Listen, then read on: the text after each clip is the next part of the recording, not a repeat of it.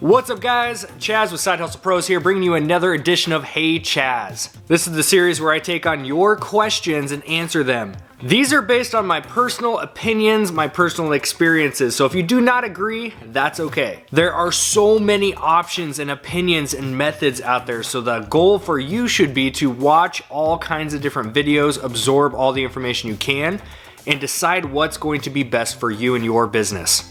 Today's question comes from Randy over at the Flip Monkeys on Instagram. Hey Chaz, my question for you is, how do you grow your business and at the same time make use of some of that money to go towards personal expenses such as bills, mortgage, vacation, or just personal savings? Let's say you made $500 and $250 as your profit. Do you have a percentage or formula that you use on what goes to personal and what goes into business? As always, thank you for the great YouTube videos. Randy, thank you for the question. Thanks for supporting the Instagram channel. So this all boils down to, how do we juggle personal expenses and keeping money rolling back into the business? I have 3 thoughts when it comes to this topic. And again, this is just how we do it. It's not the right way, the wrong way, the best way. It's just the way that we do it. Number 1, you've got to know how much money you need to live on just on your personal expenses side. And once you know that number, let's say it's $3,000 for the month to live on. That covers your mortgage, your utilities, food, etc. You then need to reverse engineer that number into sales. So you need to break that down to a weekly and even a daily goal of how many products do I need to source, how many products do I need to sell every single day, every single week to build up to create that $3,000 that I need to live on. And then anything over that $3,000 is gonna get rolled back into the business. That's just a very broad and basic example, but you get the idea here. Number 2, when you're first starting out, you're not gonna be able to cover all of your expenses on a personal expense level. So let's say you get into Amazon or eBay and you start to sell a few things, you start to generate some money at your first $1,000 a month, let's say. So as you start to build your business, you're getting into Amazon, eBay, you start reselling in general, you're going to start seeing some money coming in and money going out. That's called cash flow. So let's say you made your first $100, you made your first $500, your first $1,000. It then becomes a battle of how much do I pull out to pay bills versus how much do I put back into the business. Here's my strategy that we did that we were able to accomplish. We started by choosing one bill that we were going to set as a goal, and as we were able to sell enough product on Amazon and eBay to cover that bill and still have our money left over to move forward with the business, then we tagged on number 2 and number 3, and then it started to pay for our rent, and then it paid for rent and then utilities on top of that. And then as it started to cover rent, utilities, and our personal expenses, we grew into a warehouse space. And then we set the next big goal was to cover our warehouse as well. So I'm a big fan of taking one bill at a time. So let's say it's your electric bill, your cell phone bill, something. You take that one bill that might be $100 a month. Your goal should not be to make $100 a month reselling, because if you use that $100 that you made to pay your bill, you have 0 left over to actually put into your business. If your goal is to pay a bill that's $100 a month, your goal should really be in the 300 plus range, right? You want to have enough to pay your bill for 100. That's going to leave you about 200 if you did 300. Then you take the 200 left over, put that back into your business, turn that 200 into 300, 400, 500. Then you're able to pull out the 100 the next month, pay your bill. Now you have cash flow coming in, so then you can pay the 100 on your first bill and then take a second bill, and you start to grow and build up from there. So I'm a big fan of that method, is choose one bill, set a goal to attack that thing with your reselling business while still having enough money to put back into your business to help that grow.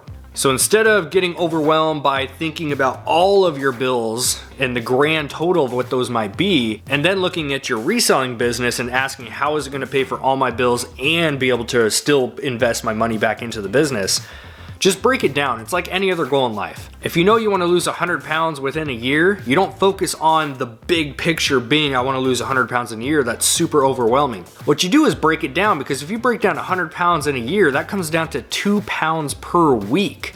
That is a much more attainable number to really wrap your head around. Same thing in your business here. You got to reverse engineer those little goals that you need to hit each week. And number 3, this was the biggest mistake that we made in the beginning, really the first year and a half, almost 2 years of our reselling business. We were pulling too much money out to pay off debt. We were on a big debt freedom kick. We really wanted to pay off personal credit cards.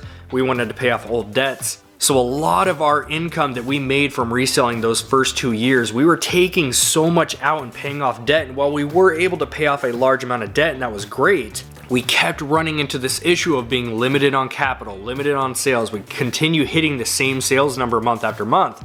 And that simply boiled down to the fact that we weren't taking more capital each month and rolling it into the business. So tip number 3 here is put as much back into the business as you possibly can.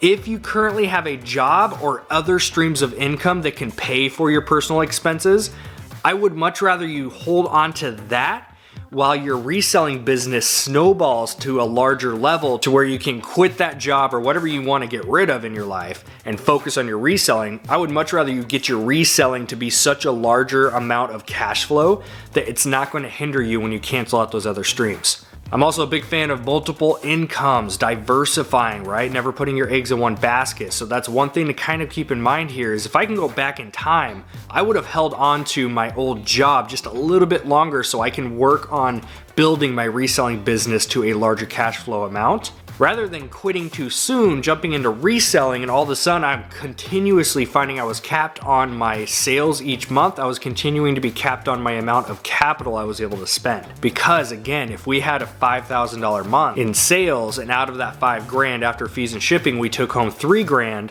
I was taking about $2,000, putting a huge chunk towards our debt, which was great on a personal level, but then I was only left with $1,000 to put back into the business. And it's tough to turn $1,000 back into another $5,000 in sales. This ball game of reselling, guys, is a game of capital. The larger amount of capital you have to roll back into your business, the quicker you are going to be able to scale that thing. So if I can give you any piece of advice that you follow out of this specific video, it's to find whatever it is that your goal is that you need, but you have to find that balance for you. And that's why I can't give you any specific numbers in this video, because each of you are going to be in such different situations. So if we just boil it down to one thing and you are looking at building reselling as a full-time business and juggling the personal expenses versus the business, here's how we do it. We pull from our business the bare minimum that we need to live on.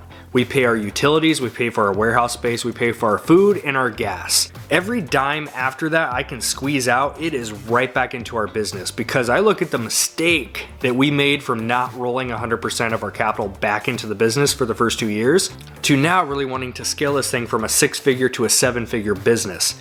That means capital. That means putting as much back into it as you can. So at the end of the day, if you're really gonna build this thing to a full-time income, you pull out just enough to live on, and the rest of it goes back into your business, because that's how you're gonna have that nice scale. But aside from that, Randy, thank you for the question. If you guys got some value out of this, or if you wanna give your own input on what you do with separating your personal expenses versus what you put back into your business, comment down below, because I want this to be an open conversation here. Again, I'm one opinion, one method, one way of doing this business and how we separate the two. There's lots of other great advice out there, so comment below, let us know what you do. Aside from that, be sure to subscribe to the channel, hit the little bell notification if you want to get notified every time we post a video. This has been Chaz, we'll catch you for next round.